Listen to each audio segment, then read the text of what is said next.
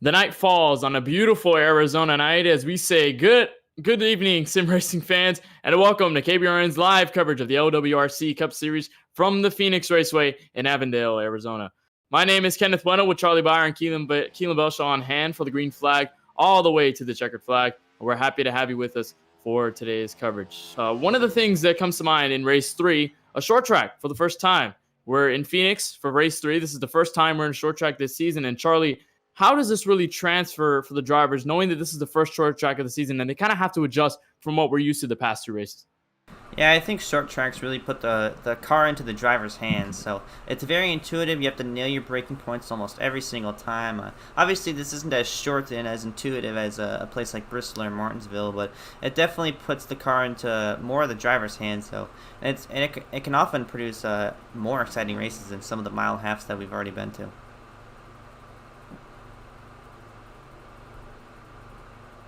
Kelan? Oh, my bad. Okay, so yeah, you said it's a short track. It's a lot different. It drives a lot different than like Las Vegas that we went to last week. A mile and a half, foot in the throttle for a lot of the early runs. You had to kind of transition when the tires wore. But here at Phoenix, it's gonna be all about tire saving. You gotta get easy on the brakes. You gotta try not to stomp your gas when you get off the corner. It'll just spin your back tires and burn them up, and then you won't be as fast in the long run if we do get that long green flag run. And I think that could determine the winner, how good you save your tires and how well you just drive around. You got to be perfect. Of course, and this track, of course, hosting a 100-lap event here at Phoenix Raceway. So we might be sure to have those green flag runs happen throughout the race. But so far, you see practice has just already ended. Qualifying has just begun. You see some of the drivers already getting their laps around the Phoenix Raceway and just getting a feel of what their cars are. They had 10 minutes just to kind of set that up, and now everybody is putting their times for the qualifying session, and then we'll set the grid. So we're just about 5 minutes shy of what will be the starting grid, and of course the 100-lap event. And this race is very interesting. I know that I expected it to be an afternoon race, but it turned out we're under the lights. I thought it was gonna be a lot more slick when it came down to Phoenix Raceway, knowing that the sun is so hot and it beams down on this racetrack, and this track can get super slick. But is there kind of a big difference between kind of the slickier, the afternoon sun as opposed to the cool Arizona kind of evening style? Yeah, definitely. And when the track cools down, the grip goes up, as they say. And obviously, one could obviously say that night racing is better just because of the grip, but differing opinions, but I think that with the sun down, there's no longer that slickness that you get with a sun overhead. So, yeah, I kind of lost my train of thought, but I think that it does make a pretty big difference when it's night compared to the day. Yeah, it certainly makes it a lot easier on the drivers. You don't have to drive it as much. You're loose in the center of the corner coming off, but when you get more grip, get your car to stick to the track a little bit better. It'll make it a little bit easier on you, and it'll create better racing, in my opinion. Yeah, Phoenix is one of the toughest tracks. And you mentioned, Charlie, how when the sun goes down, the grip goes up. So we might see a lot of guys kind of taking advantage of that as the night progresses. And especially as the sun goes further down and we get the moon showing up here at Phoenix Raceway and the lights continue to shine on the racetrack. And the dogleg is still interesting. It's still one of the best parts about Phoenix Raceway. We used to have the Phoenix Raceway have with the grass section, but now that the dogleg is there, that's going to be something that these drivers will take advantage of in terms of position. And that's one of the more interesting things about Phoenix Raceway is that it's so diverse when it comes down to this back straightaway. And I know iRacing has yet to scan this part of the racetrack in terms of the start-finish line now being where the exit of turn 2 on this racetrack is.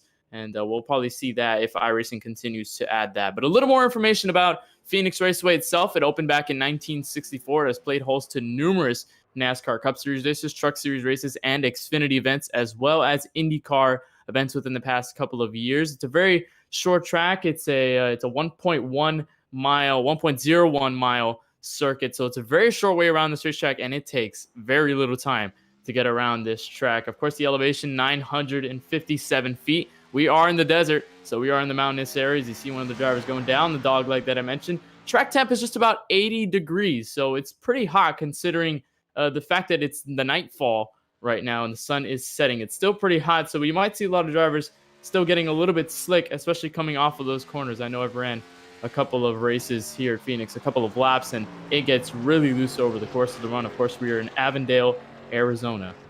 Beautiful, beautiful place to be holding this event. So we're just about 1 minute shy of what will be the starting grid for tonight's event. We have a couple of drivers getting their laps in still. Paul Granata currently at the top of the board. Cole Williams, Aiden Kirker. A lot of these drivers were in the race last week at Las Vegas. And Kelan, I want to ask you, I know you were with us in the booth in Vegas last week. Is there any sort of transfer you see that might happen with some of the drivers in the field? You think some dynamics will change? I know that we have Blaze McKinney back in the field, and he's a great driver at Phoenix. Is there anybody you kind of have your eyes on here at Phoenix?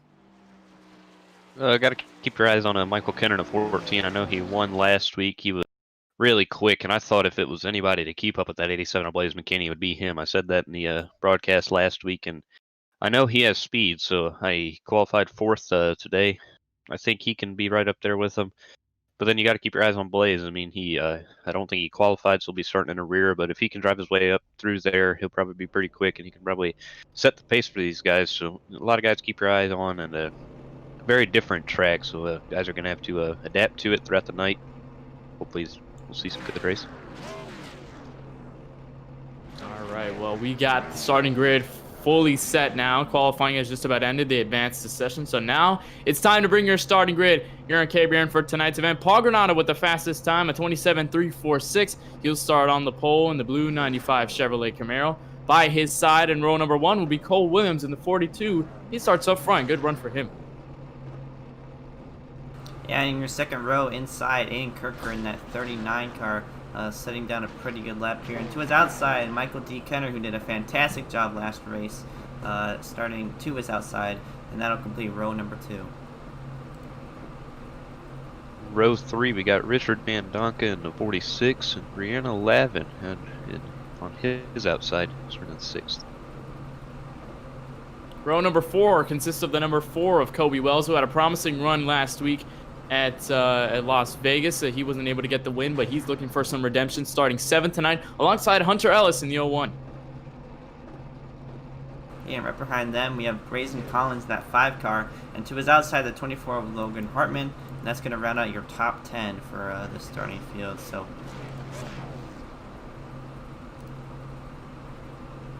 yeah, a couple of drivers running behind them. That'll be Blaze McKinney, Jack Bolche, Jaden Lawson, Brady Williman.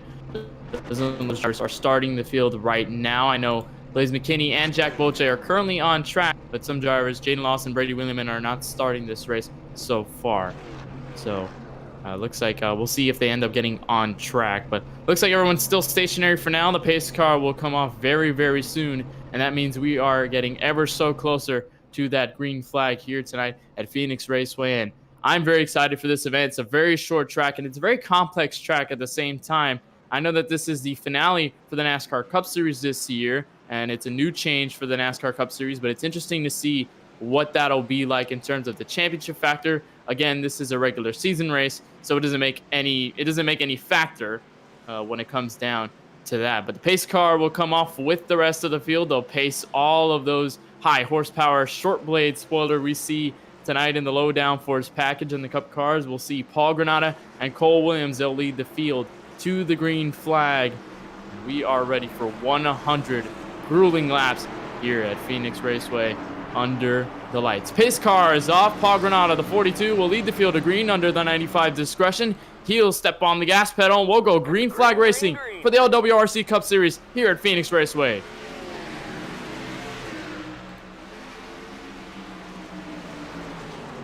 And into turn 1, Paul Granata clears that 42 for the race lead for the moment.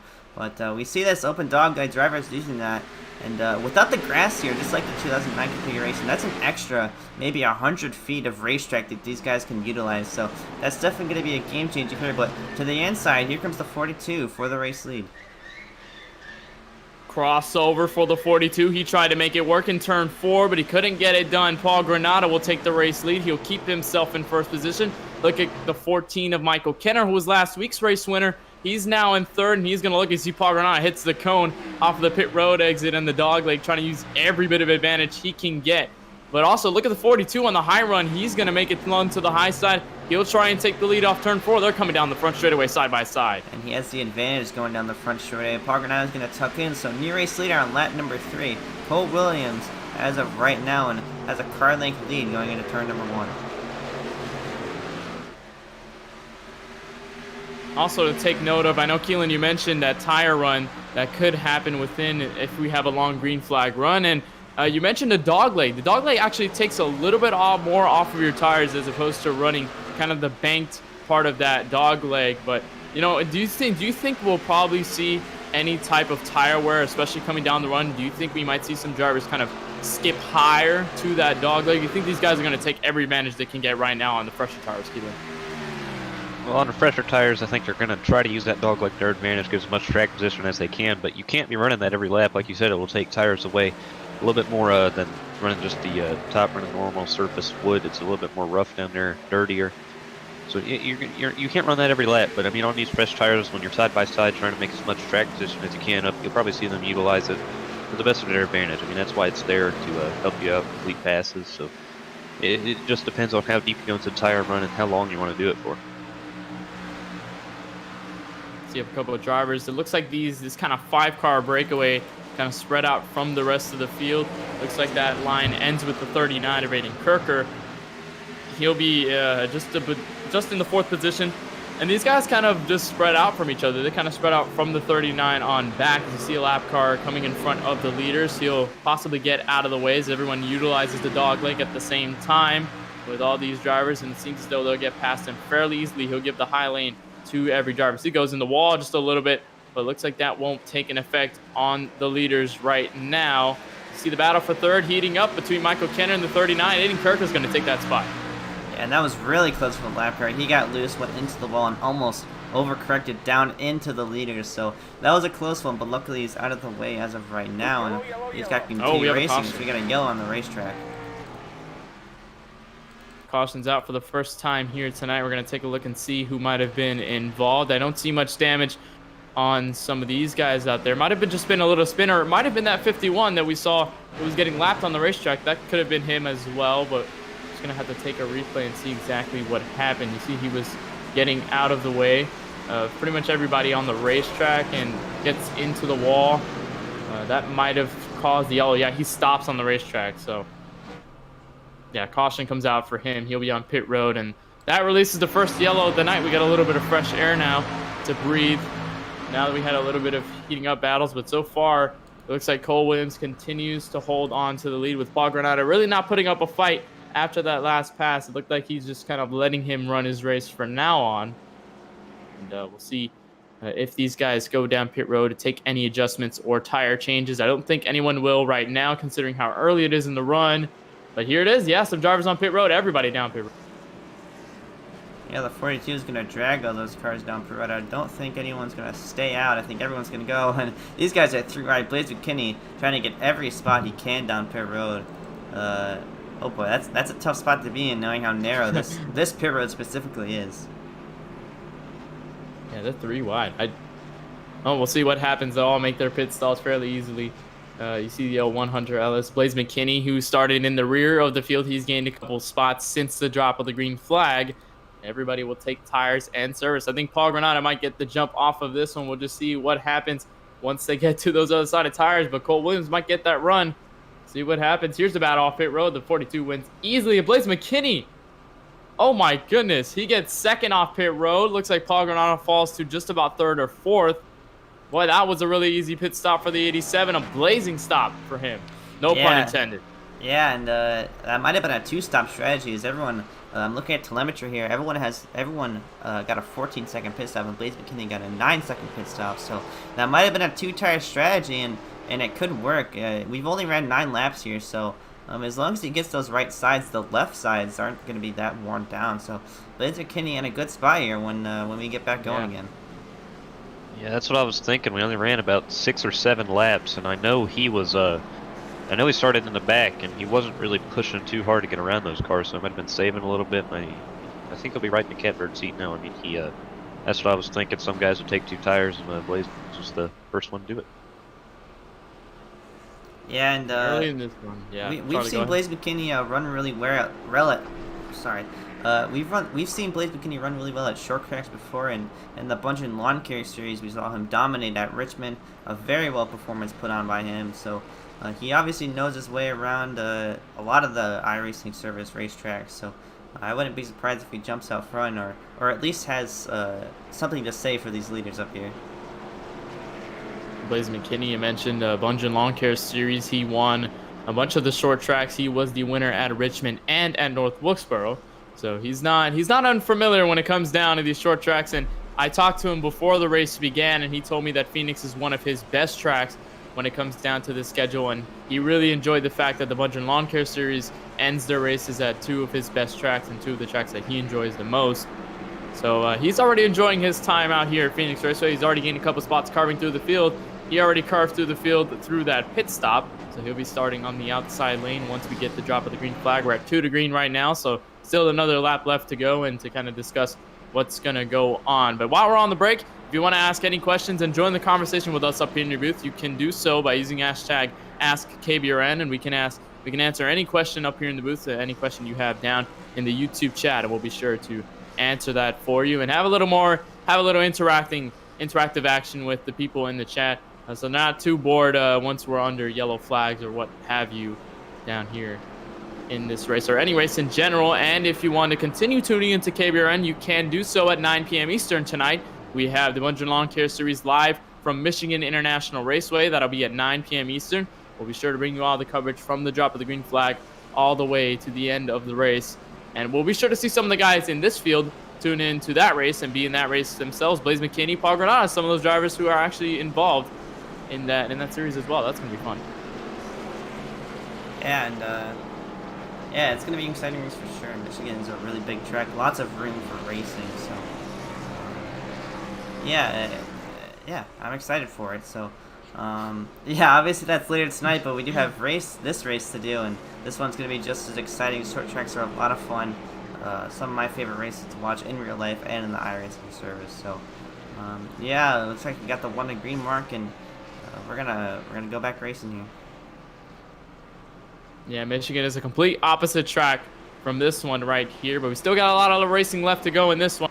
Still just about, I believe, 88 laps remaining in this event. The pace car will roll down pit road. Cole Williams, Blaze McKinney will lead the field to green. Paul Granada and the 4 of Kobe Wells behind them. Green flag is out for the second time tonight after the first caution. Cole Williams gets a huge start going into turn 1. Yeah, and a good jump from him like we saw. I think Paul Granada did the same thing at the beginning of the race. He has a bit of a gap here, but it won't take long for these guys to catch up, and Blaze McKinney using at least half of the apron there to try to catch up, so inching closer and closer to his bumper. We'll see if he can take the lead. Oh boy, some guys all the way on the high side. I think that was Kobe Wells who we've seen up there. I think the 01 of Hunter Ellis, they're 3 wide behind them with Aiden Kirker in the 39. Those guys are making some big moves down in turn 1. This is the hard braking zone. You got to make the passes. Oh my goodness, that is very close. Yeah, and a lot smoother racetrack compared to the 2008 configuration. So these guys, not as bumpy, so they can definitely throw their cars into the corner and make it stick. So that's definitely an advantage on this configuration. But Kobe Wells looking for 3rd place. Paul Granada almost loses the back end off of the corner, and so does the 11 back there. Yeah, throwing the cars into the corners while these guys are throwing themselves into these corners, trying to get every advantage they can get. We see up front, huge slip by the 42 of Cole Williams. He might slip up a spot to the 87 of Blaze McKinney. He's down on the inside. He might take the lead coming into turn 3. The 42 giving a run to the high side, give the lead to the 87 off of turn 4. And momentarily, the 42 is going to have that momentum off the corner. He's going to look back to the inside, or maybe he'll just tuck in. But into turn number 1, Blaze McKinney to the race lead. We saw this last race at Las Vegas, and yeah, he's back up front for now. Up front, but right here in this pack, after the top 2, that is where the insanity is happening between all of these drivers. Hunter Ellis are almost 3 wide into turn 3. A lot of these guys diving, trying to find every line. You see Paul Granada going under the apron. He's trying to get every advantage off of turn 4. Huge slip right there for the 14. I don't know how he saved that race car. Oh my, this is exciting to watch in turn 4. turn 1, excuse me. You see Jack Belsha, one of the drivers who we saw in Las Vegas, who made a good run for the lead. He's kind of stuck behind all of these guys right now. It's very intense. I'd be scared if I was him. Yeah, and these cars are low downforce, so they're all over the place. That small spoiler gives them a lot less room for error because of the lessened downforce, and these cars are just all over the place on corner exit, almost out of these guys' control, but still no caution, as these guys are doing a really good job of keeping those front ends straight.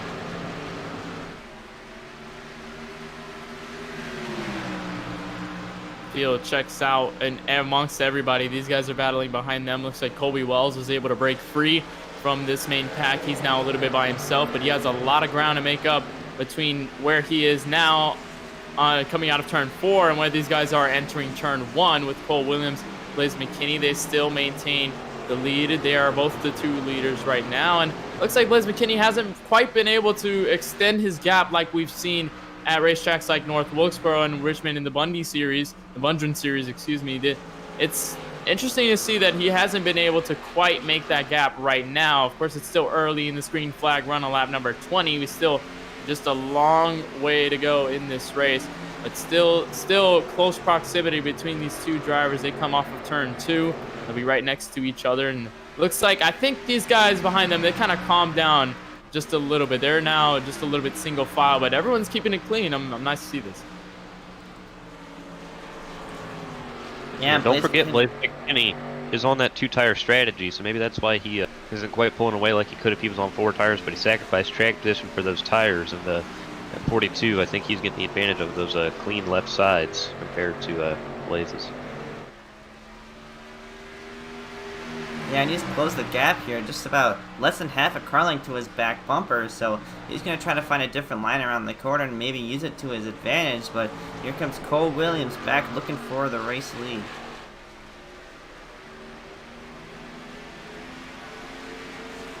Cole Williams trying every advantage he can get to kind of get closer to that 87. You see him kind of running a little bit higher, just about half a groove higher from the 87.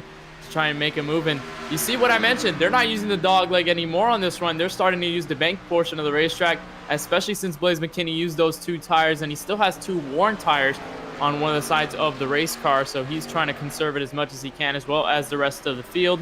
Those 2 stay out between everybody else. You see throughout the field we have a couple drivers who were battling for a position now kind of calmed down. Colby Wells is slowly urging his way into the top 2. I think he is just kind of maintaining himself in 3rd. He continues to run on the racetrack. He continues to use that dog leg as well. And then behind them was last race's winner. That'll be Michael D. Kenner, the 14 car running the Busch Light car tonight, and then Aiden Kirker. These guys battling behind them. That's Paul Granata and Hunter Ellis coming off turn 4. And I've been watching Paul Granata for the past couple of laps, and he has been slappy loose every time they exit turn 4. And I saw off of turn 4 while I believe Kelan was talking, he just slid so much. It looked like he was going to throw the race car around, but it looks like he didn't. And they're still battling hard up here. It is just intense right now at Phoenix Raceway. But over the course of this run, you have to start thinking possibly about pitch strategy. I know there's not too many cars in this field, so as they spread out, it will be very hard to get a caution out of what's happening unless there's a kind of a competition caution. But what comes to mind is strategy. So is there any sort of plan that these guys might run? You think they might pit right under green? You think these guys might take a strategy early? They might short pit, especially when it comes down to Blaze McKinney. What can he really do? Yeah, I think for the guys behind Blaze McKinney, aren't just as fast, and especially that 42 car if he stays behind them. But obviously, he's looking close to that back bumper. But it opens up the door. This track length is perfect for short pitting and kind of undercutting the guy in front, getting those fresh tires, running those laps, and getting those fast laps. So when the car in front of you pits, you took advantage of those fast laps, and you're going to come out ahead of him. So obviously, that's kind of the basics of short pitting. And that's obviously an opportunity for the 42 car, but if he gets the race lead, he doesn't have to worry about it.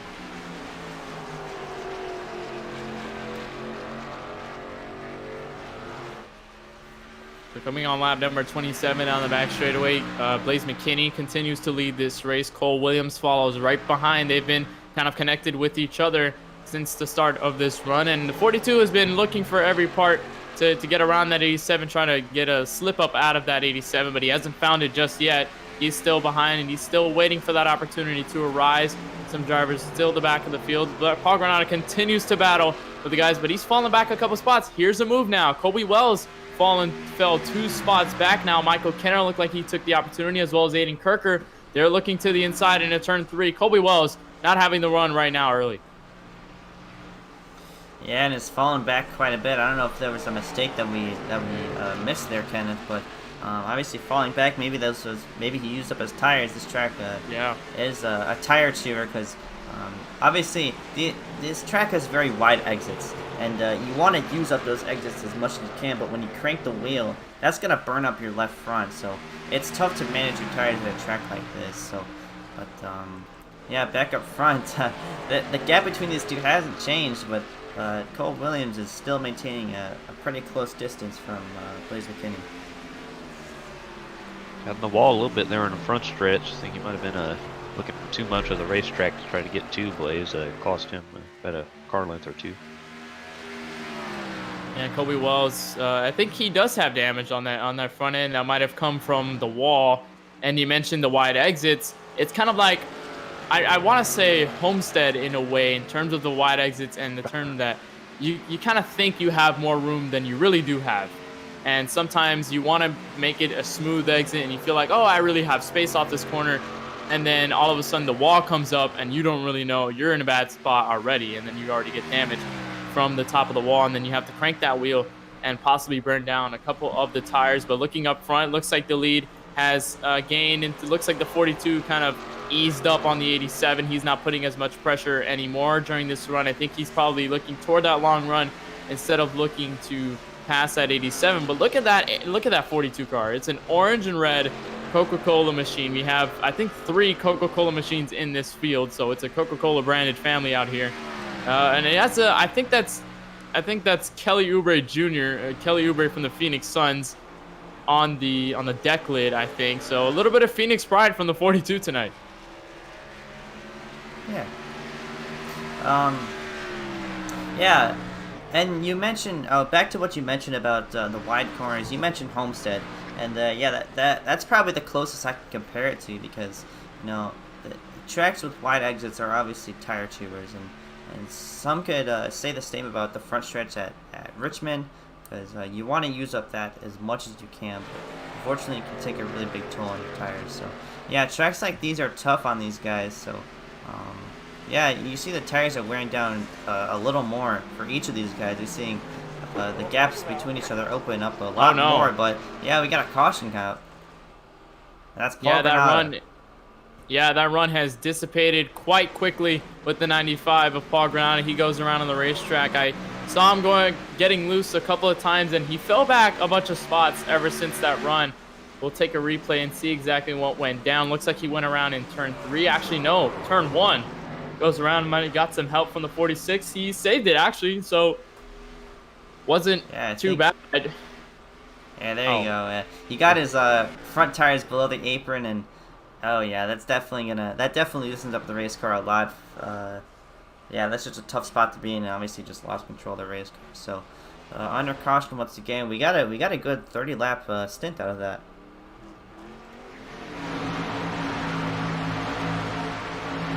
It was a little preview of what we possibly could see from now on until the rest of the race.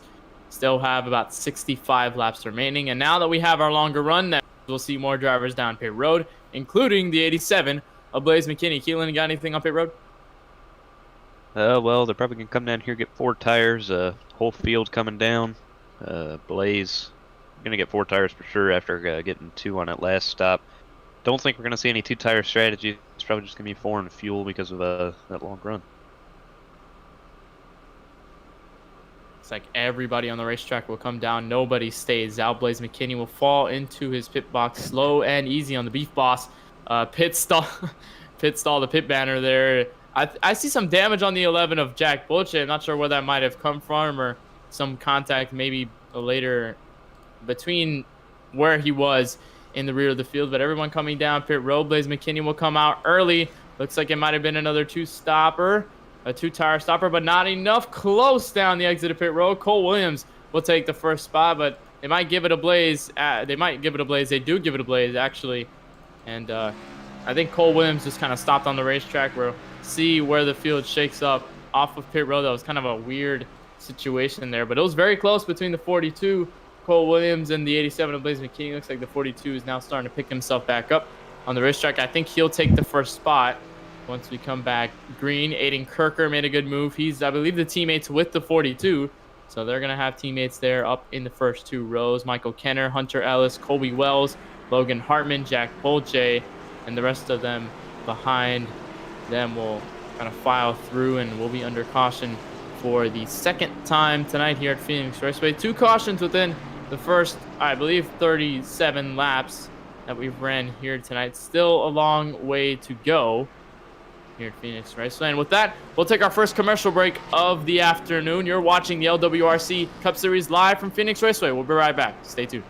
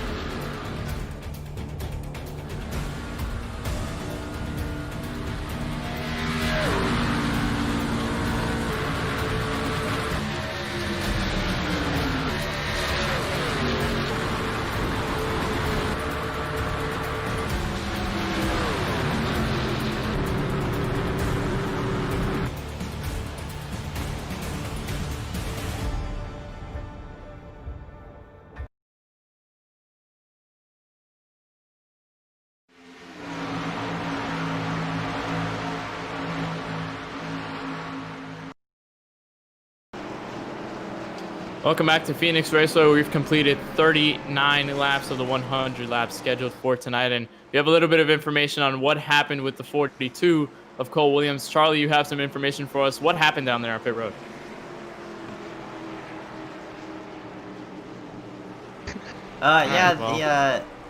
The 42 of Cole Williams must have sped on pit road. Out of our assumptions, he did drop to the back, so that gives you a penalty. You have to start at the rear of the field, so tough break for him. He was running really close to Blaze McKinney. Probably one of the only cars who can match his speed on that run, but yeah, these cars are off of pit road with some fresh tires, and they're ready to get back green again, and the pace car pulls off. I don't know where the cars are. There they are. And the pace car will pull off, and we are underway once again here at Phoenix.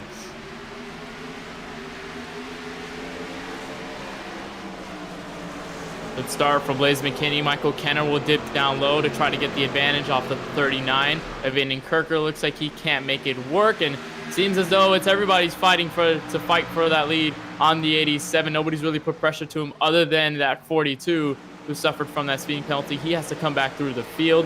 Has a bunch of drivers battling through the 14 to 39. Hunter Ellis, Colby Wells. I'm on the drivers battling right now off of turn 4. Yeah, and we saw a couple guys there getting to the wall in the back straightaway, in turns 3 and 4.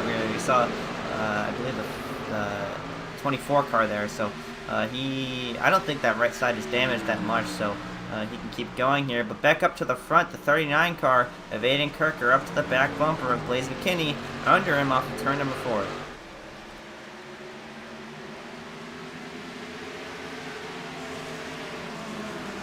Aiden Kirker, the second Coca-Cola Chevrolet to look for the race lead. I'm on Blaze McKinney. Michael Kenner now has that opportunity that he hasn't had all night just yet.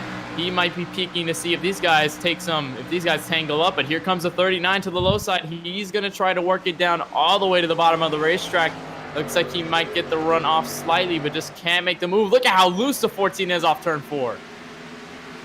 Yeah, and these guys are fighting their race cars. These cold tires are very loose for these guys, so it's tough to control these cars up with these turns. And you know, obviously you want to push it. You see the 39 car might have not gotten loose, but wanted to plunge below the apron there, and he lost a lot of time on that.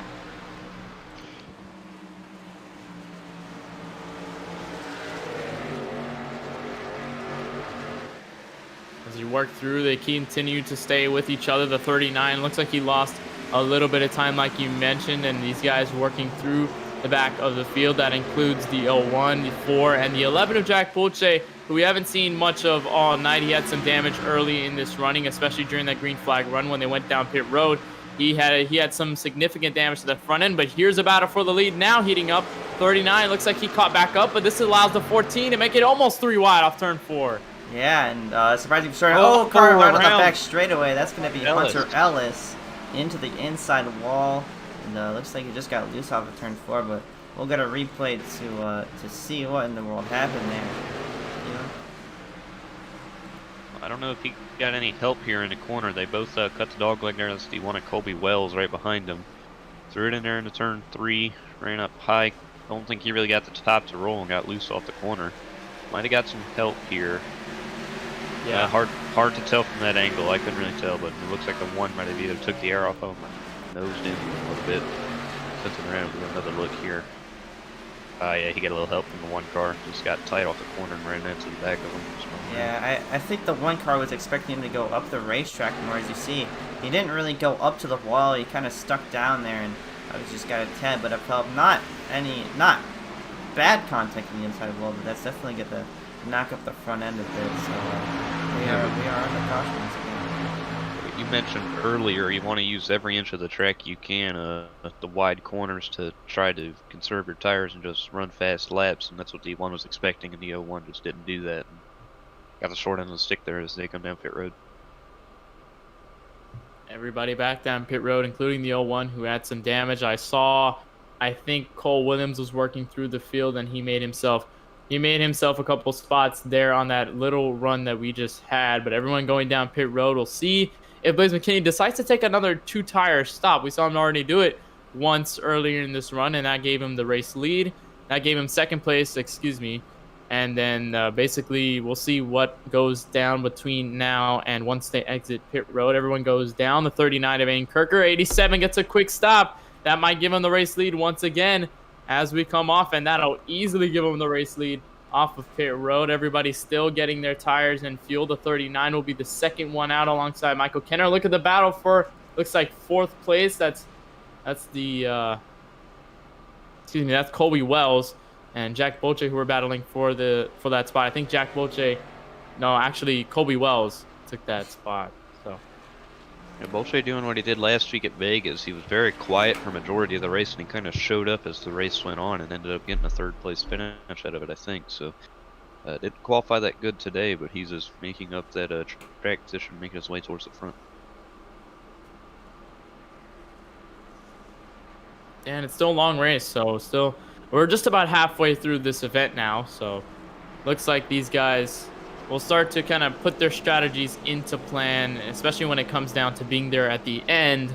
And of course, without this race being sort of an attrition style race, you have to be at the front. You have to be with the track position earlier in the run than you expect, because the tracks like that have a lot of attrition, you kind of have to lay in the back, and then once those guys wreck up front, then you can start gaining positions through the guys who start getting taken out or guys who get involved in some trouble. But at tracks like these and at the runs that we've had so far, you have to have that track position. That track position has to be there, and you have to conserve your equipment as much as possible to be able to stay up there with the rest of the leaders. And we saw that with the 4 of Colby Wells, who was in 3rd place early in the run. He had a good car and he was gaining positions earlier in the run, and then we saw him fall back as soon as the run started to continue to lengthen over the course of that run. But we'll see what happens with these guys and how they conserve their tires. Now we have a shakeup through the front of the field. No Cole Williams on the first row once we go back green. we have another Coca-Cola car now who was making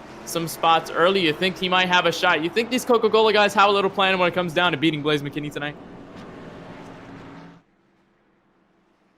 I think they might. I mean, they all appear to be working together tonight, and they've all had decent track position. I think if they can get that 71 and 42 back where they belong, I mean, he needs to recover from that speeding penalty. So I think they have something for him. That 39-42, they've definitely been all over his back bumper early in these runs. It's just a matter of getting around them, which they have struggled to do. But I think if they can get track position either on pit road or 39 gets a good restart here, gets his nose in there. That top lane has seemed to be rolling for Blaze. That's why he's been able to maintain that lead. 39 has got under him quite a couple times, but he just couldn't get around him entirely because Blaze was rolling the top so well. So maybe if somebody can do that to Blaze, they'll have something for him. But I don't know who it is, but I think somebody's going to give him a show. We'll see, we got the 1 to green signal right now from the pace car. The lights are off, and that means once we come off of turn 4, we'll take the green flag for the 3rd time tonight. Blaze McKinney and Aiden Kirker will lead the field to the green flag. Then we have Michael Kenner, Colby Wells, Jack Belsha, and Paul Granado, who was involved in the last incident, spinning by himself in turn 3 and 4. And we have the 71 of Brianna Lavin in her first start tonight in the LWRC Cup Series. Then goes Cole Williams, who had that struggle early on. Looks like Richard Mandonka, Logan Hartman, Hunter Ellis, who caused a caution that just went on right now. And then Grayson Collins is the first car out of this race. He's right now on pit road. Looks like he's getting his damage fixed, and looks like his day is pretty much up in smoke right now. He's 17 laps down. And then Brady William and Jaden Lawson, those guys have not started the race tonight. So we'll go green flag racing one more time with 7 and the 39. They'll take the green flag at the halfway mark of this race. Still 50 laps remaining in this event.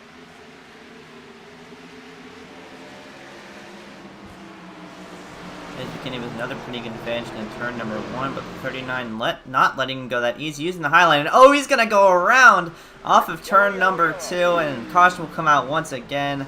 Oh, man. My goodness. I was so scared he was going to hook the 87 right into the wall when he got loose up there. I mean, that's what I talked about. You need to roll the top like Blaze has been doing all day. He did it all the way to the exit right there. Got his new tires, cold tires, got loose off the corner. Don't think he damaged anything, but that's going to send him around to the back. Yeah, he got loose off of turn 2, and that was enough to send him around. I don't think anyone else was involved. I don't think anyone else was involved in that incident after, but looked like he had the good start off the top, and those cold tires just got the best of him off turn 2. He just got a little bit too eager on the throttle, and then that sent him around. You see him go down to the apron. Looks like everyone clears him. They'll stay high, and the 42 also went around. His teammate went around off the dogleg, so that was weird to see. There was other guys involved. That was Hunter Ellis, who also spun as well. He had a bit of contact from there. We'll see what happens to the 42 as well. Boy, that's weird. Two of the same cars in the same team. They go around pretty much on the same lap in the same area. Yeah, Granada got into him. Yeah, he just got a little help from the. we got all sorts of cars spinning in the dog leg. So yeah, that's tough for all these guys. Those took out some of the faster guys who may have had something for Blaze McKinney. Yeah, they all did a great job keeping it out of the wall and not hitting anything, though. That's what I'm most impressed by. That 39 could have easily overcorrected it and nosed it into the wall, but he did a great job just letting it spin, and everybody avoided him. Did what he had to do to keep that car clean. Yeah, that help from the 95 of Paul Granada just sent him around. And sometimes that happens in iRacing. The contact sometimes is enough to send someone around, even if it doesn't look too significant. But looks like they'll start in the back of the field. They both went down pit road, I believe, to get their tires. Since their tires are basically, your tires wear out so much, and they basically get shot once you go around like that and hold the brake. And you see Paul Granada down pit road. He'll take some damage fix. You see these guys who all spawn. Hunter Ellis. You see the 39 of Aiden Kirker. That's the 46 of Richard Mandonka behind them. He's been hanging in the back of the field this entire event, and he got around the guys who were spinning under the dog leg. He was the only driver to stay all the way down the apron and get by everyone instead of staying high. We'll see what happens. You see Cole Williams comes back into the picture at the back of the field. He has some more ground to make up, but look who's now in second. Guess what? That's the 14 of Michael Kenner. He has not shown himself too much throughout this race. He made a run for third place in that last run, but he won last week at Vegas. He can keep this momentum going if he can get around that 87. Yeah, and back up there, he does have the opportunity to obviously do so, but yeah, you know, these guys, you know, we've mentioned this a lot this race. These guys are fighting loose race cars, low downforce, and, you know, it's a handful for these guys, you know. One could say that, never mind. Go ahead, Kenneth. Oh, okay. All right, well, we're still under caution now for, I believe, the third time tonight. We'll bring up the cautions graphic and see just what we've been through tonight over the course of this run. We've had four cautions tonight over 55 laps, or just over halfway, the halfway mark. We've been under caution for 19 laps, so it might be 20 now, might lengthen to 21 if we don't get the 1 to green signal next time. We've only had 2 late changes, and that came from the 42 of Cole Williams, who took the lead in that first run in the early portion of the race, and then Blaze McKinney was able to take the lead off of pit road, and he hasn't relinquished that lead ever since. The fastest lap of the race goes to Cole Williams, the man who was dominating the early portion of the race and was looking like he was giving a charge to Blaze McKinney. He has a 27.268. Looks like nobody's been able to beat him on the racetrack when it comes to lap time, and we still have 46 laps remaining in this event. So the field will square up, double up all the way down. What we haven't seen in the first 3 rows, Logan Hartman starts on the outside of row 3. We haven't seen him much in this race, and he could possibly make a charge once we come later in this run, especially since those guys spun out. 71 of Brianna Lavin making her first start in tonight's event. She's running on the bottom of row number 3. So we'll just see what happens when they come to the dog leg off of turn 2. Here's a Cactus Cam right now in the nighttime. It would look a little better under the sun, but looks like the Cactus is just chilling, waiting for everything to happen on the racetrack. My goodness. Well, all right. All right. Yeah, all right. Well, here we go for what will be another restart here. Blaze McKinney will lead the field to the green. He'll step on the gas pedal, and we'll take this restart with Michael Kenner to his outside. Off turn 4, the green flag will come out. We'll go green one more time on lap number 57, just over halfway. This could be the run. Blaze throttled up perfect right there. Got a great jump on Kenner. Bull J looks to the bottom of the 14 and 1-2 there. Colby Wells right behind him.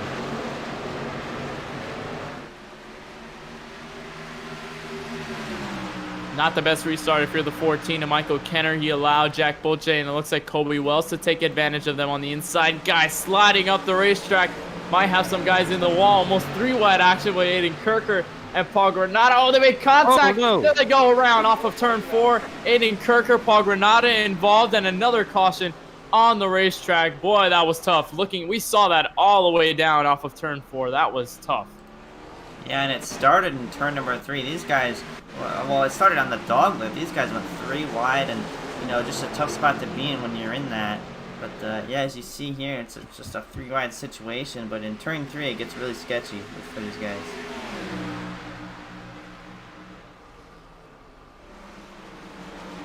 Now he kind of crossed over the 95 there, and then the 46 went up there and doored him off the corner. Yeah, 30. I guess he anticipated the 39 to start moving up track, and he didn't do it. Kind of pinned him down. Just racing deal. Yeah, that was hard into the outside wall. I think Paul Granada might have gotten after they wrecked. Well, let's see. I think I saw it, but I'm not sure. We'll just see what happened. Looks like Aiden Kirker was going around, and then Paul Granada, gives him spins him around on the racetrack. A little bit of anger from that 95 after what happened off of turn number 4. That'll bring out the 5th caution. Here's an onboard cam from Aiden Kirker. See what happened there. Yeah, maybe just the car that was under him, maybe we were just expecting him to go a little higher. We saw that earlier in a previous wreck, and, you know, just a really tough spot to be in on that corner. But I believe some of these guys went for pit stops. Oh, never mind. I'm mistaken. So, yeah. And if it wasn't for that spin on that restart, 39 would have never been in that position. It's just Sometimes your own mistakes come back to bite you in ways you wouldn't expect, like that right there. Yeah, we have an Ask KBRN question down in the YouTube chat. Our first one tonight, in this afternoon, says, "Who is Eli Commerford?" I don't know. Who is that?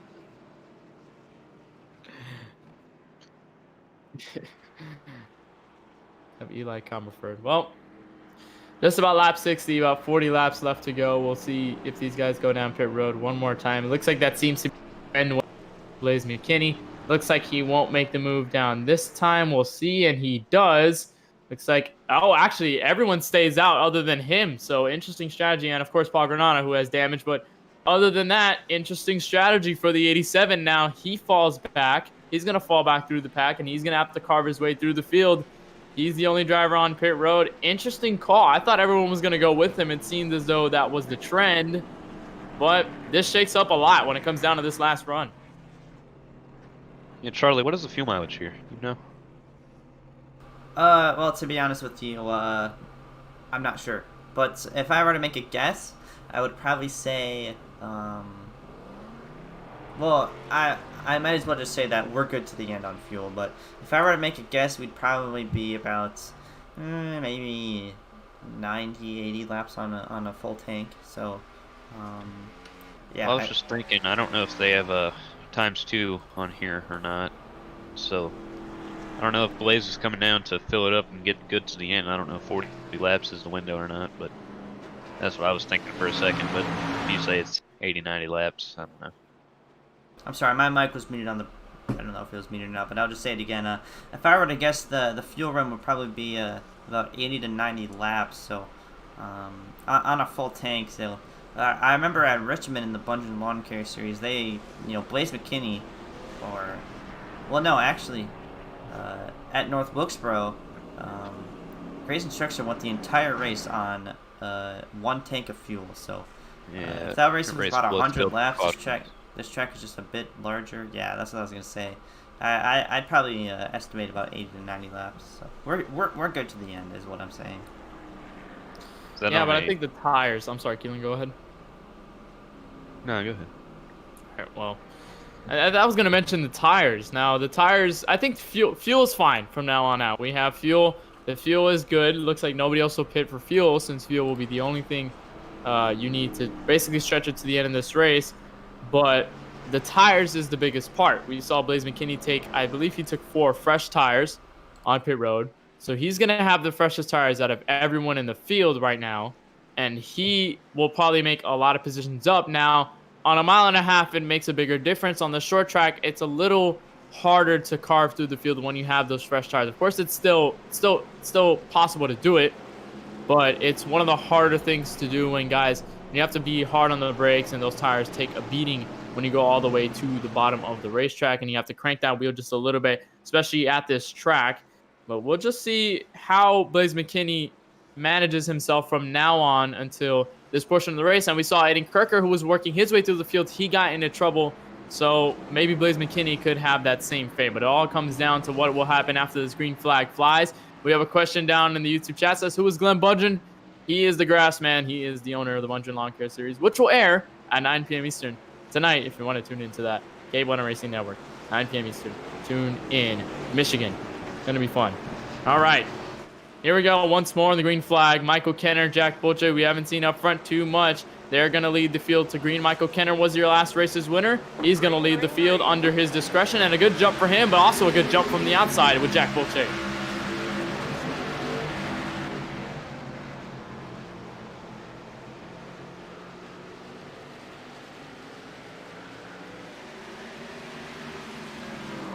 Oh no! Both leaders. No.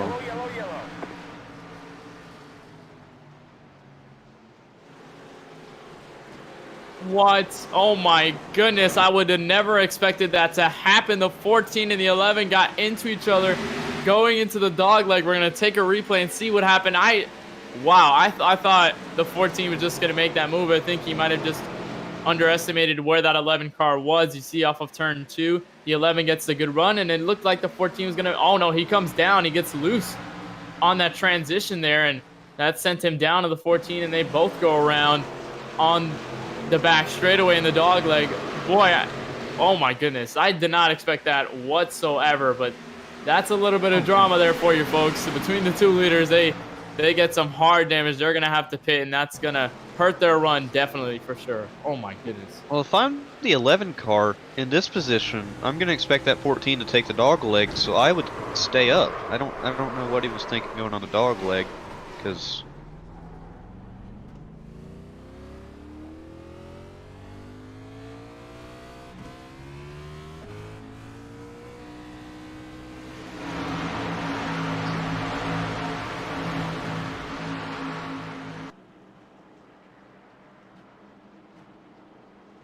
Well, it's definitely a tough call for sure. Obviously the 11 didn't want to pin him down that much, but unfortunately, when you get two tires just on the wrong part of the racetrack, it can send the back end around. And obviously, I wouldn't place the blame on the 11. It's just a really tough spot to be in, especially when there's a banking difference from the apron. Yeah, and I should have mentioned this at the top of the broadcast, but we didn't really talk about. Probably should have mentioned it. Is that transition from the main part of the racetrack down to the dog leg? The banking is different, so if you get two tires on there in the wrong spot, it could upset the car, and then you could end up getting loose. And then that was pretty much the situation that happened there. Blaze McKinney got some damage off of that. He's gonna go back down pit road. He has some damage on the front end. He's going to get that fixed, so already tough. And I mentioned he could get into trouble trying to carve through the field. He got in a little bit of trouble there. Not sure who he might have made contact with, but still tough for him. He's going to have to make an extra pit stop now to get that damage fixed. Of course, the 14 needs damage fixed. Of course, we have the 11 who got into that as well, and that'll really shake up the field. And guess who's in the lead? That's the 71 of Brianna Lavin. Ellis. Wow. People have been dropping like flies up front, and this has provided the opportunity for guys that don't typically run up front to be up there now, like Lavin and Ellis. We saw Ellis, he went around off the bumper of Colby Wells earlier, so he's recovered only about 15 laps later. Yeah, we saw a bunch of drivers come from the front to the back. We saw Cole Williams with the pit speeding issue, and then we saw the 39 with an issue as well, trying to carve through the field, spinning around. Then we have the two leaders who just collected with each other right now. So it seems as though whoever's in the lead right now is, I mean, pretty much they're kind of in a little bit of a pressure situation, because we've seen a lot of the leaders tonight get into some trouble, or especially make decisions that could possibly put them in the back of the field. I think Blaze McKinney was the only exception, considering he went down pit road.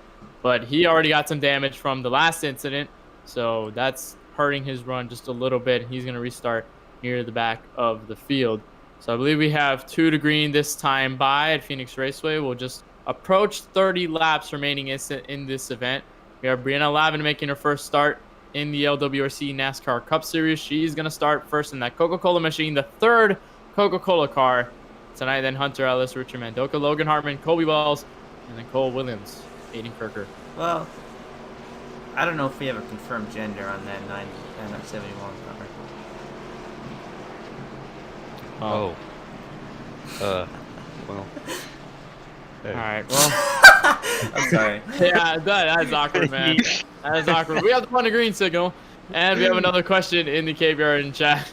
Kind of divert us from that, but from Glenn Budgin says, who has the best car to win? I think right now it is a toss-up, because it seems like the guys who have the best cars, they seem to get into trouble.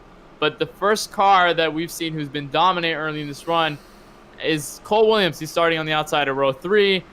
Charlie, who do you think has the best car to win tonight with 30 laps to go? We saw with our caution graphic that fastest lap of the race. That was set by who was that set by? Can you remind me? The 42. It was Cole Williams, yeah. Cole Williams, sorry. Obviously, he managed to keep that gap with Blaze McKinney on one of those runs. So I think he definitely has a shot. But pace car pulls off, and we're gonna go green flag racing once again. A bad restart for the 01 car. Yeah, good start for the 71. They have contact behind them. That's big wreck. Hartman. They're the guilty party. A huge crash in a turn 1, and they all collected each other. Oh my goodness, that's a huge pileup. That's Aiden Kirker, Cole Williams, Jack Boche, Paul Granada. Those guys all around on the exit of turn number 2. I don't know whether somebody might have gotten a bad start and they might have went 3 wide, 4 wide almost. Yeah, 42 was a good start. 24 looks like they seem clean from there. The 01 checks up major. Gets a major checkup, and then that sends the 24 down, and then he gets tagged by the 42, and then that sends everybody. We'll take another look and see exactly what went down. The 01 he checks up right here, and then yeah, that kind of is a chain reaction, kind of a domino effect that sends everybody up into the wall.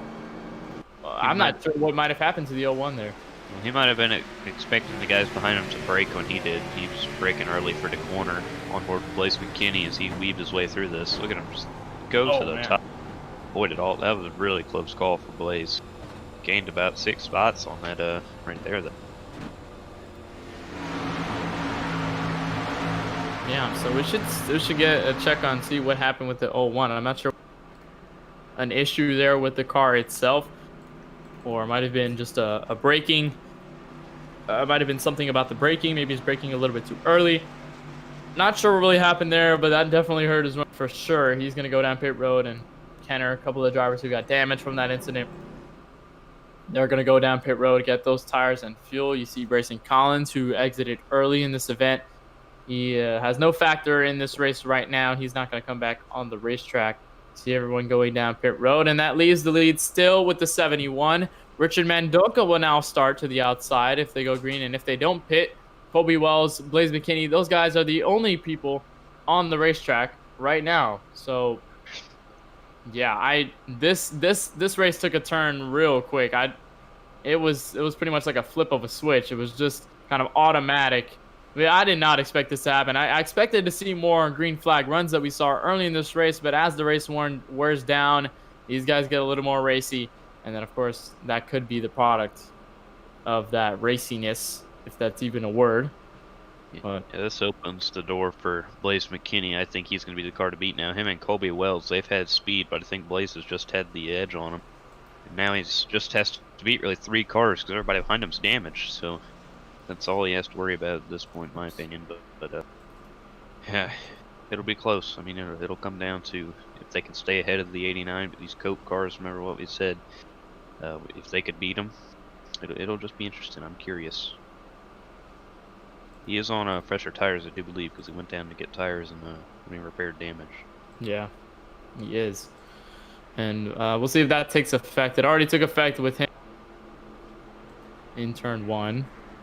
But I believe he'll start on the outside of row 2. He's starting in 4th.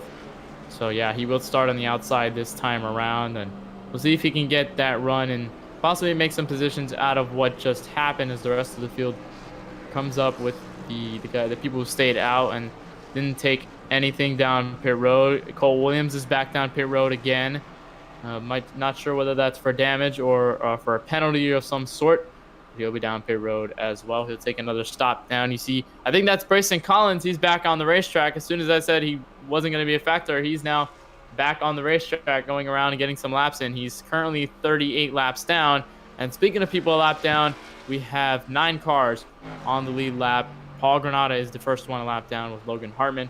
They are both a lap down. They could get the waiver rounds if we have more cautions from now until the end of the race. So keep an eye out for that.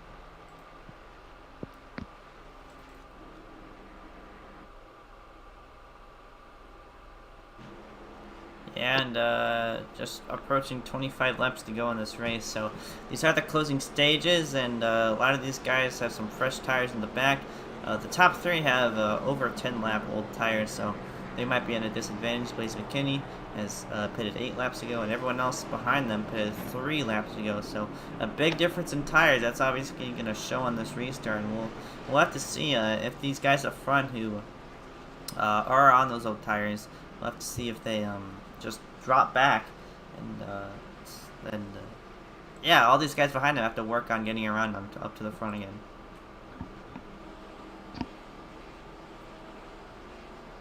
So 25 laps left in this race. Is there anyone you have your eye on, Charlie? Well, I'm looking at Blaze McKinney He pitted a few times, dropped to the back, but now he's sitting in 4th right now. Newer tires in the front, guys, so he could be at an advantage here, so I got my eye on him.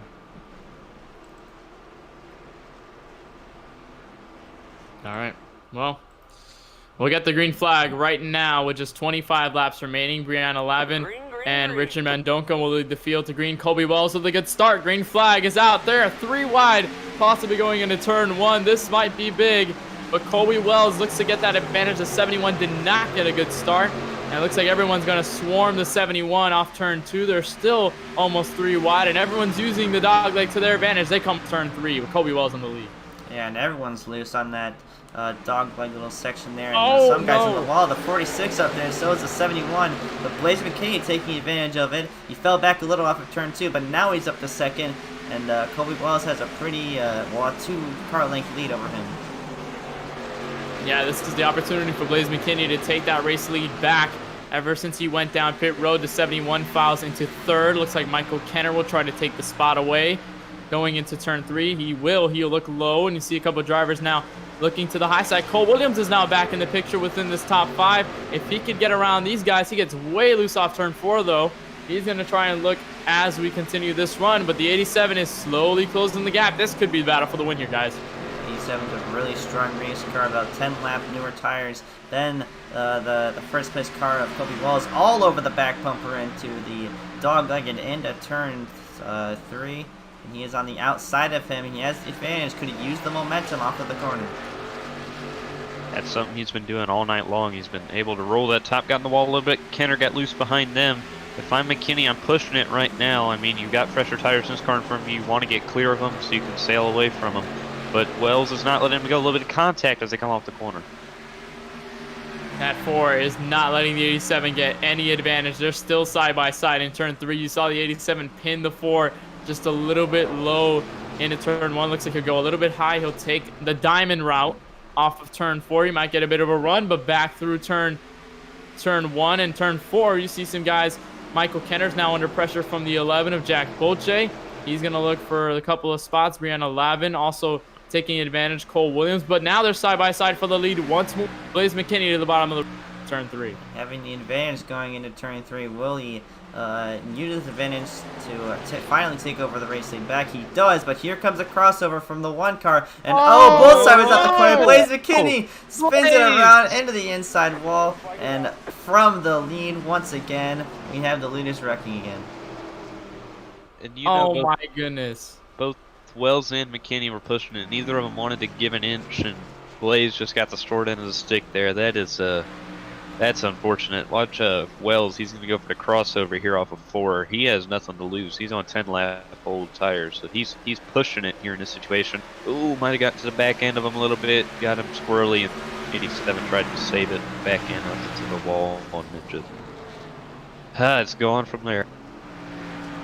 Yeah, and they both got super loose off of turn 4. The 4 was able to save the car. Look on board Blaze McKinney. Yeah, hard hit into the inside wall. Looked like he was going to save it for that wall. Kind of tagged him around, so he goes around on the racetrack with significant damage to that rear bumper. And boy, it was looking like a fun battle up there with Colby.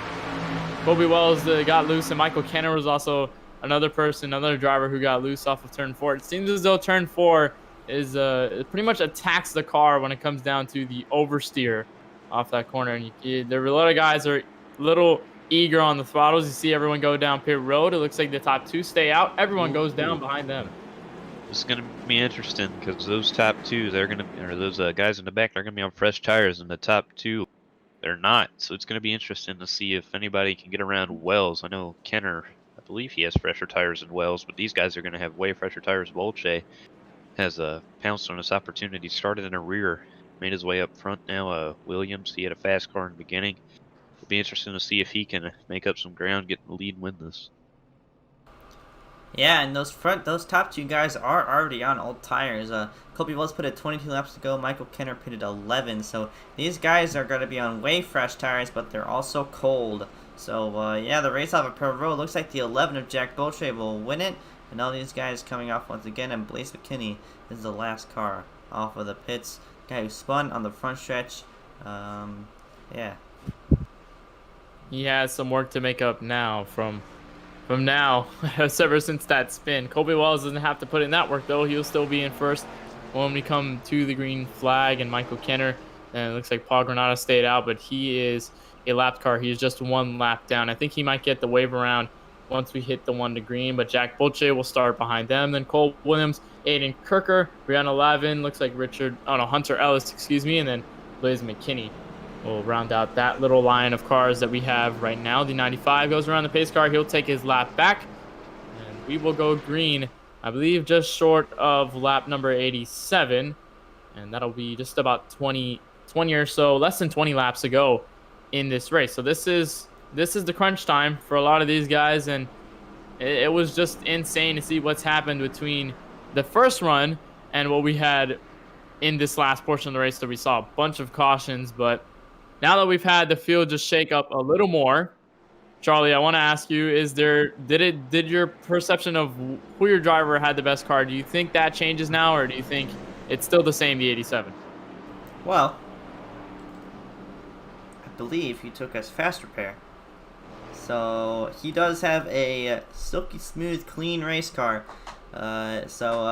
Obviously, my opinion doesn't really change, but. A close contender for that pick that I had is the 42 of Cole Williams. He was fast today.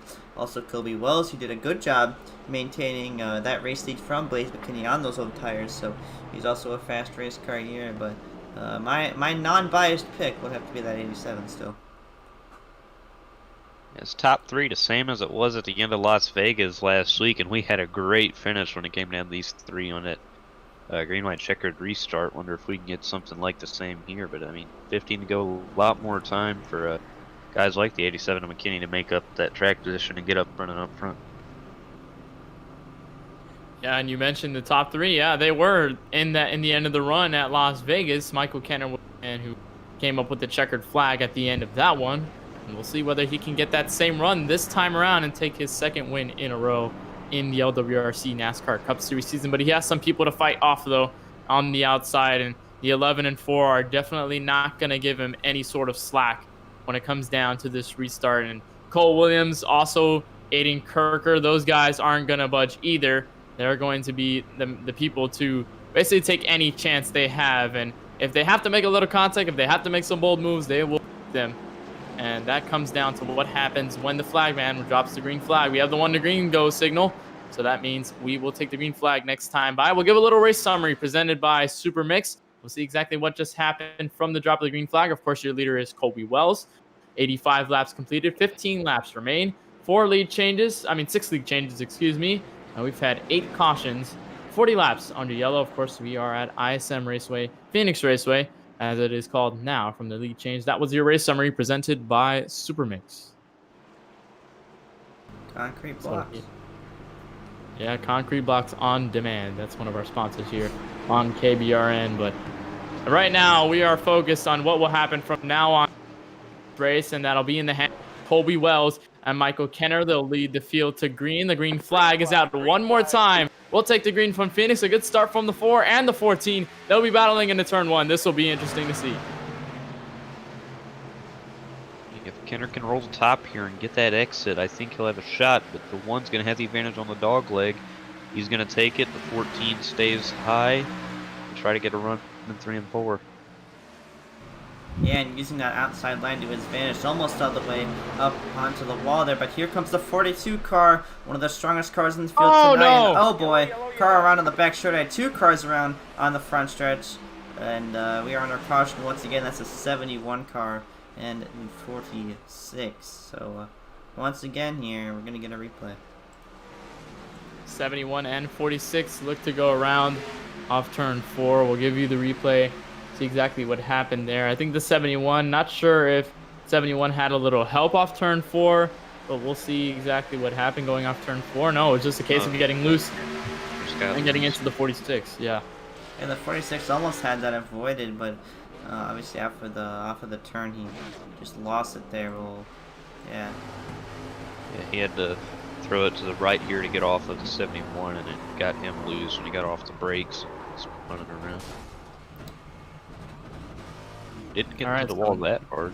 Yeah, he did a good job of minimizing that damage that that he almost got. So props to him. But yeah, some of these guys going down pit road to fix their damage. A lot of those cars were the damaged cars. So yeah. They'll take the damage fixed, and that leaves pretty much everyone on the lead lap apart from Logan Hartman, who's not on the racetrack anymore ever since that incident. He's 16 laps down. Then goes Grayson Collins, who disconnected from the session, and then Brady Wheelerman and Jaden Lawson, who pretty much didn't make the start of this race. I believe Brady Wheelerman did make the start just about 4 laps, and then kind of parked it from there. So those are the only drivers under the lead lap, but everyone from 1st all the way to 10th have the lead lap so far, and Kobe Wells is in this lead. He still maintains this lead with just about 10 laps to go.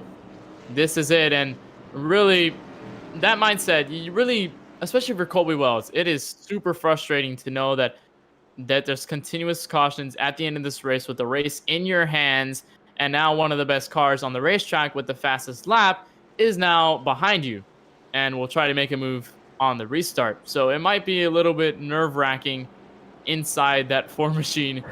I'd be really nervous if I was him, because I'm really not accustomed to being up front. But you know, Kobe Wells is accustomed to being with this type of competitiveness, and he's been competitive within the past 2 races. Definitely not going to let anything happen between on this restart. And yeah, I mean, pretty much this is it. This is what you need for now to the end of this race. And now that the moon has risen and the sun has fallen, this track is a little bit more grippier, but we still have issues with the cold tires.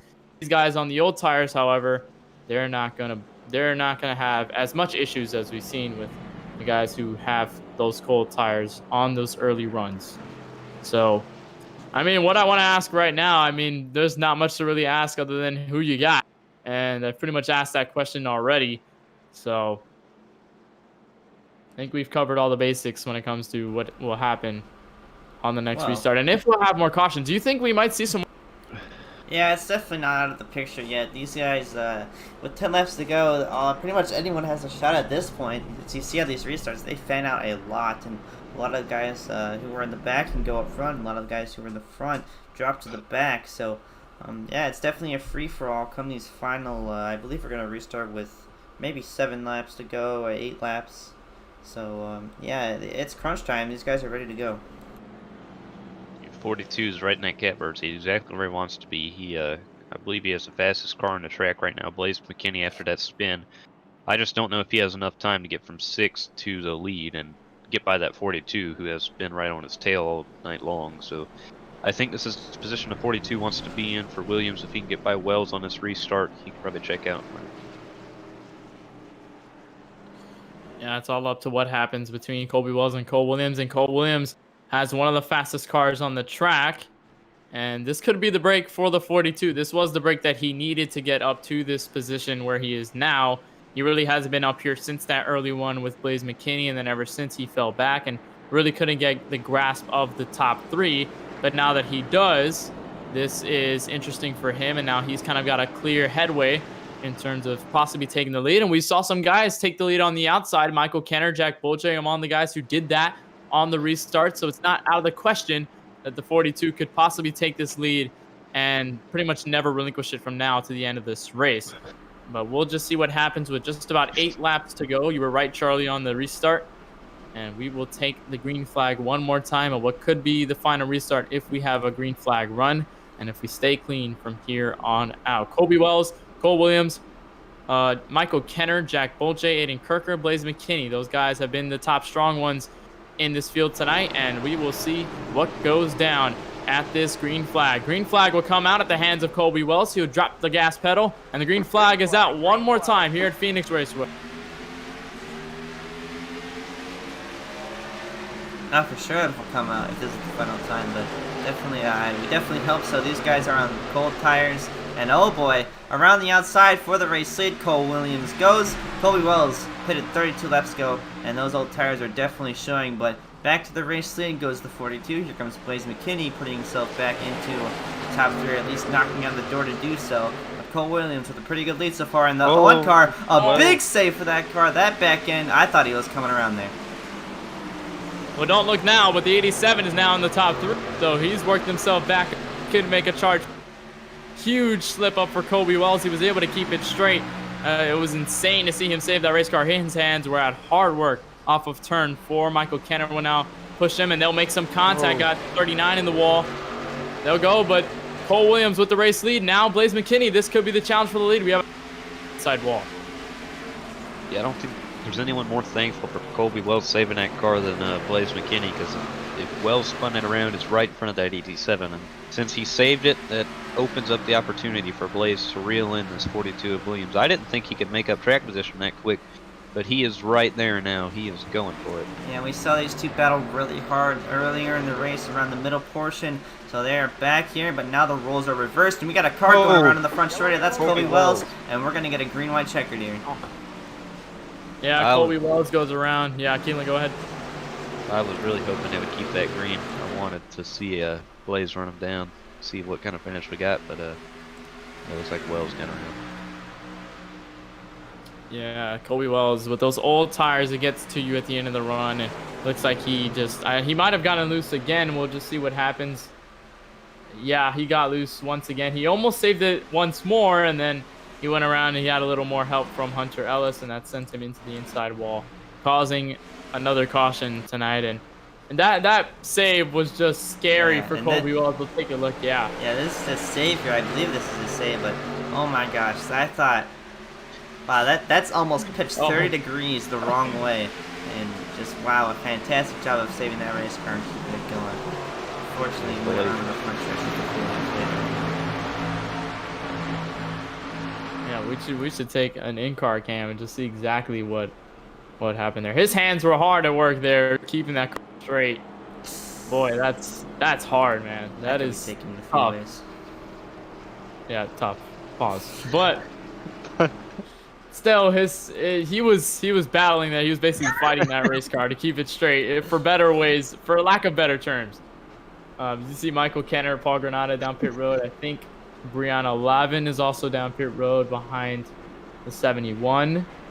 And Paul Granada, huge damage. He's still racing right now. Colby Wells will also take his damage fixed on his pit box. And Cole Williams now with the race lead. And this will be pretty much, hopefully, if we don't have another caution from here on out, the battle for the win. And Blaze McKinney was ever so slowly catching him laps, and this is it. He's going to start on the outside, and these guys have been battling early in this race, and now they get a chance to battle for the win at the last portion of this race for the win. So this is the one that counts the most, and especially since Blaze has no damage with that fast repair, he's going to be really fast into the restart. That's going to be fun to watch.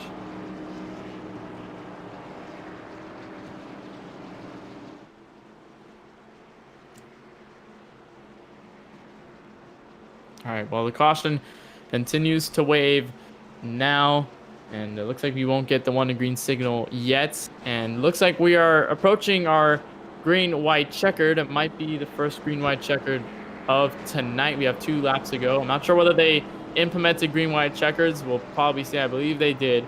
So we'll just see. We'll just see. I don't think they did. It doesn't show up. So I don't know, to be honest. I might have to just check in and just make sure. But if we do have a green-white checker, then it'll be the green flag. Then they'll take a lap around, and if the caution doesn't come out from there, if the leader takes the white flag, the next flag ends the race, whether it be the checkered flag or whether it be a caution on the final lap. That'll end the race for sure, and that'll give the win to whoever the leader is on that lap. And we'll just make sure to see. And of course, usually iRacing gives you 3 attempts for green-white checkered. So if that attempt, the first attempt doesn't work, then we go for 2 more. And then once we go past those 2, it will be over. But there's no green-white checkers, so I basically explained that for no reason. Yeah, it is over. Cole Williams will take this race at the checkered flag. Blaze McKinney will finish second. Looks like there was no green-white checkers. They didn't want to make sure. They didn't want that to happen. So Cole Williams will take this race win. On lap 100, he'll run around the field one more time. I believe this time will be the actual checkered flag now. So Cole Williams will take the race lead. I was hoping to see a battle between him and Blaze McKinney. but it doesn't look like that's going to happen. Looks like the 42 would take his first win. Yeah. Yeah, to be honest, I don't really know what's going on right now. They're doubling up. I don't know if they're gonna have a one-lap shootout. They're going. I'm confused, guys. They might be going green for a one-lap. We had a green-white checkered last week, so maybe they'll take their cooldown lap to get a finish out of it. And yeah, they're gonna get 2 more laps, as we have someone confirming in our chat. So 2 more shots, or just. Yeah, they're gonna go green here with their green-white checkered. Oh boy. This is awkward, man. I do not. Well, here goes Blaze. Yeah, there he goes to the bottom of the racetrack. Cole Williams will hold himself to the outside. That was a star, but we're still going green. They have contact in the back with Paul Granada. They'll still go green. The fireworks are going, even though we don't have a.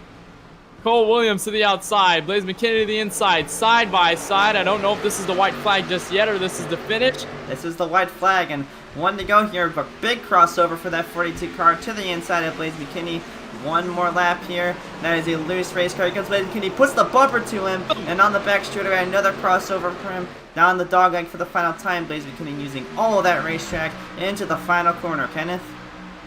Yeah, there they go to the final corner side by side now with the 87 with the advantage. Here comes the 42 to the one more time off of turn number 4. Looks like it'll be Cole Williams in the 42. He'll take the race win for his first win of the season in the LWRC NASCAR Cup Series as they wreck behind him. Huge wreck. What a battle between the 87 and that 42. And the pace car is still out because they think the race is over on the iRacing service. But now the race is officially concluded. Cole Williams is your winner. That was a bizarre ending to this race, but we still made it happen. That was fantastic racing there. They were pulling crossovers all over the place in those last 2 laps. First it was Cole Williams back to the inside, then Blaze McKinney took it back, but off the final corner, looks like Blaze McKinney just went a little wide, and that allowed the 42 to go back. He attempted the crossover off of the final corner, and just secured the win for Cole Williams. After he does his burnout, we're going to go get a replay of those final that final lap, but holy cow, what a finish. That was exciting. Oh, you're talking about them Coca-Cola cars trying to dethrone Blaze McKinney all night long, and they finally did it. Ended up getting him on the last restart. Blaze just threw it in there too hard in the last corner, cost himself. Williams was just in a perfect position to take advantage of it. Yeah, a pretty cool win for him. Yeah, a bizarre way to do that last green-white checkered run, but still exciting nonetheless. Cole Williams with his first win of the season. We'll take the results on your screen, but I think we should take a replay before we do any of that and pretty much go over who went down in this race. And we'll take a look at this restart and what happened between the 87 and the 42. Boy, they were hitting some crossover moves in those last couple of laps. Yeah, we'll take a minute to get that replay. Yeah, we have the replay now. So here was the restart. Looks like lap 101. And this was the side-by-side action between the 42 and the 87. And pretty much they stay side-by-side until that last part, like until the white flag. Yeah, and you see Blaze McKinney just shot it all the way down on the apron and was on the inside in turn number 3. And wow, just terrific side-by-side racing. There's the fireworks. Oh my goodness. But yeah, Blaze McKinney took the lead here in a fantastic crossover move by that 42 car. And this is the final lap right here, so it looks like he just... Well, what I was thinking here, I know Blaze rolled the top well all night. I figured that's what he would do. I didn't think he'd let Williams... I didn't think he'd back off for the crossover, but I guess he thought the bottom would be better in 3, and it looks like he just got a poor entry, and it cost him right there. Oh yeah, you can see that back end was stepping out. Maybe just... Well, we can only assume that he sent it in a little too hard there, but just wasn't close enough to make that crossover, and pretty easy pass for that 42 car. So wow, just a really good finish here at Phoenix, and we're gonna get your finishing results here. Yeah, I mean the finishing results won't be too reliable when it comes down to this, but Cole Williams takes his first win of the LWRC NASCAR Cup Series season here at Phoenix Raceway. Blaze McKinney finished his second after an insane run. Jack Belsha finished his third. Aiden Kirker to the line. Richard Mandoka will round out the top 5. Then goes Michael Kenner, Paul Granada, Colby Wells, Brianna Lavin in the first start of the season. And Hunter Ellis finishes just outside the top 10, 2 laps down. So he was on the lead lap the entire race, but looks like he goes 2 laps down, finishing 10th tonight. Yeah, and just outside your top 10, well, these are the final guys. These guys are obviously a lot of laps down, but Logan Harmon finishes 11th in that 24 car, just 29 laps down. Brazen Collins quit a little bit early, 60 laps down. Braley Weileman, so I bad, finishes 13th, 98 laps down. And Jaden Lawson, I don't think, started the race. That's going to run out your field. Yeah, there it is. We're going to get our top 3 interviews, and we'll get everybody down there. But we'll take a short break just before we do. You are watching the LWRC Cup Series and what has been an exciting finish right here at Phoenix Raceway. We'll be right back just for a little second. We'll be right back with the top 3 interviews. Stay tuned.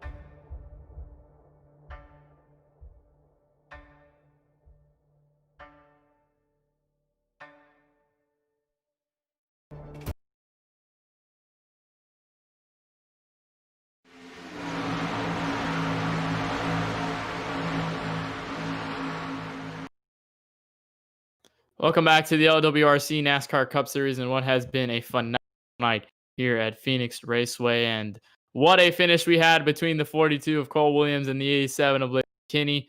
And the 42 ended up getting the victory after that one. We'll bring him right in the booth and see what his feelings are after his first win of the season. Colby Williams, welcome to the KBRN booth. You got a copy?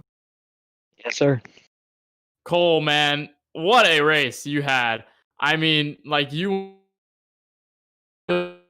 7, you went all the way to the back of the field, a little bit of damage. You got caught in a little bit of trouble, and then you were all there at that final portion of the race, and you ended up taking the victory tonight. First of all, just tell us what it looked like in your car coming to that final portion of the race. It was just survival, honestly. I mean, they had, I don't know if Hunter, misshifted or something, caused that jam up, and Jack got in the back of me, and it hurt my my splitter as well. I was like, damn, I don't know what was gonna happen with my car. I didn't want to burn my fast repair because there could have been a big one later on. And then I just survived. I don't know if it was like before, but like the 14, 11 took each other out, and then I think that incident happened, and there was just more chaos. Finally got good track position. I started 4th, and The bottom lane didn't get rolling pretty well, and I kept it up there. And then I was second, then got past Cobley, and then it was confusing. I thought I was gonna get a free win because there was no green white checkered or anything, and then they said we're gonna line them up, and I was like, all right, it's go time. And I drove as hard as I can. Great finish with Blaze. Yeah, he was definitely the best all day long. Just he got up and stuff at the end and didn't have track position, but oh man, worked so hard for this race and finally got it done. An amazing victory for you and that 42 team. And you and Aiden Kirker were working pretty well between that first portion of the race, and you guys kind of got separated with the trouble that happened there. Was there any type of communication between you and that 39 trying to carve through that field and kind of go back into that top five once you guys kind of fell back? Yeah, we were talking all race, just trying to figure out, what lines we're gonna do, who was in front of us, who's behind us, trying to work our way through the field together. Because I know he was fast too. He was definitely better on the long run, and we had that one long run, it was 25 laps or something towards the start, and it, he started to make his way up finally as towards the end of it, and then got the caution. Then it was kind of just 10 lap runs, 5 lap runs. Just whoever had the raw pace, whoever could survive at the end. But yeah, we were trying to work together, trying to get up through the field. I think he got 4th or 3rd there at the line. So it's a pretty good run for us. All right, well, Cole, just what a race you had between in that first run and, of course, at the end of the race. Before we let you go to celebrate, sponsors you want to thank? I don't have any sponsors, but I like to thank Hayden Kirker and for racing clean that race. It was really fun. I'm excited to see everyone next week. All right, Cole, we'll let you celebrate your first victory in the LWRC NASCAR Cup Series season. Congratulations on a phenomenal victory at Phoenix. We hope to see you next week at Auto Club. That'll sure to be a fun one. Thank you. Cole Williams out of the booth. He is your race winner, and he'll be celebrating here under the Desert Valley. And what a race for him. He had a good one, and he ends up taking his first win of the season. Charlie Baier will be there with Blaze McKinney, who finished his second tonight. What a good run for him. We'll get the interview now with Charlie.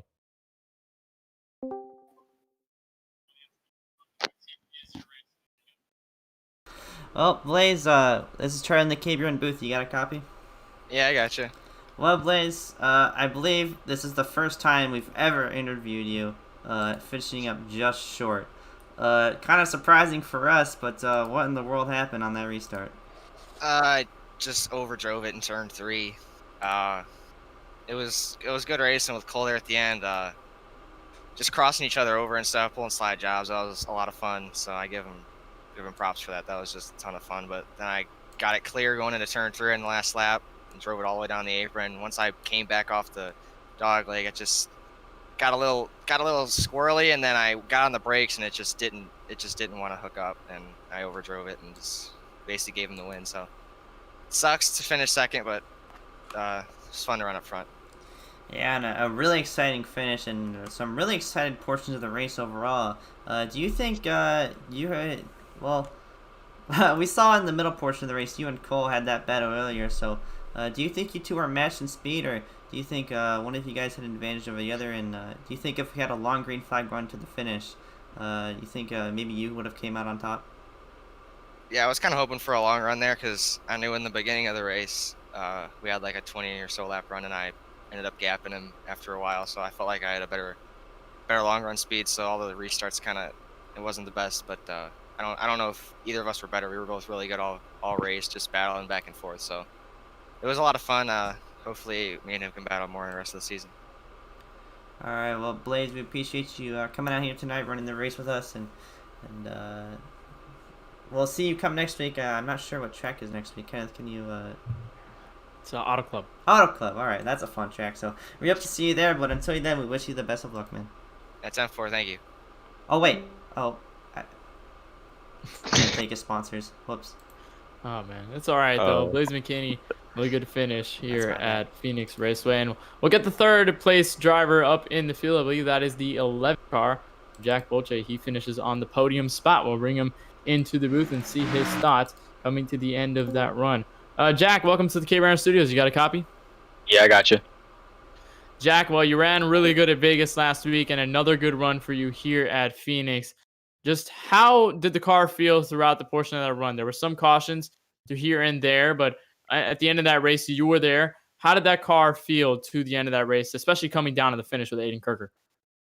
Yeah, in there, it was a little tight. I thought we were better than I think the 1 and I think the 14. We were better than them on tires. We had fresher tires than them, but I just couldn't get the temps up or whatever to be able to turn. So I just kind of overdrove like for the first like 2 laps, lost some time there. But then a caution came out, and I thought the race was over in third. But we lined them back up and still finished third there. But I almost lost there. Me and the 39 had like a drag race there towards the end. He came out and kind of hit my door, and I just stayed on the throttle and edged him out to the line there. Well, Jack, I want to ask you, because I know you were kind of between the middle of that field over that last run, especially when those cautions were coming out. How did that look in your eyes? I know you were kind of packed in, especially coming into turn 1. There was a bunch of drivers packed in together. How did that look from your perspective? How are you feeling in that race car in those types of situations out here? Yeah, turn 1 was kind of tricky for me. I mean, I can get into turn 1, but on exit, I just struggled with cars to be diving down to the dog leg there, because every time I tried to do there, I just got loose. So I'd have to roll out a throttle. So I tried my best to stay out of them. The one time I went down there to race for the lead, I ended up wrecking. But yeah, it was crazy restarts with the dog leg there. But going into 1, I felt pretty comfortable. It was just try not to get pinched if you're on the inside, but if you're on the outside, you could really gas it out. All right, well, Jack, great finish for you tonight here, a P3 finish at Phoenix Raceway. Before we let you go, for making this race happen. Yeah, I just got to thank you guys for putting on the broadcast, everyone who runs this league, and FedEx. Yeah, that's about it. All right, well, Jack, we'll let you have fun with that P3 finish. Another for you here tonight at Phoenix. We hope to see you next week, Auto Club. Hope to be a fun one. We hope to see you out on the racetrack putting on some good laps. Yep. Jack Boje finishes third tonight here at Phoenix Raceway, and a good run for him. And that'll conclude the interviews for tonight's event. We had a phenomenal race here at Phoenix, and for the first short track event this year, it was sure fun. Charlie, what are your thoughts on this?